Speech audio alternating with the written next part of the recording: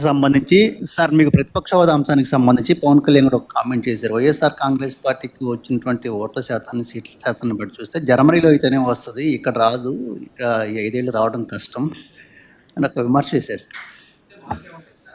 ఆ మనిషి కార్పొరేటర్కి ఎక్కువ, ఎమ్మెల్యేకి తక్కువ. జీవితకాలంలో ఇప్పుడు ఎమ్మెల్యే ఒకసారి అయినాడయ్యా. మిమ్మల్ని ఎక్కడో చూసినట్టుందండి. గారికి 23 మంది శాసనసభ్యులు ఉన్నారు. ఒక 5గురిని లాగేస్తే ఆయనకు 18 మంది 17 మంది వస్తారు. అప్పుడు ఆయన ప్రతిపక్ష నాయకుడు స్టేటస్ కూడా ఉండదు, లాగేద్దామని.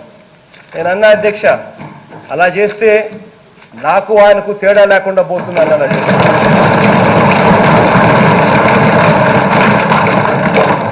రూల్స్ పెడతారు, ఆయన ఫాలో అవ్వరు, కానీ మనం ఫాలో అవ్వాలి.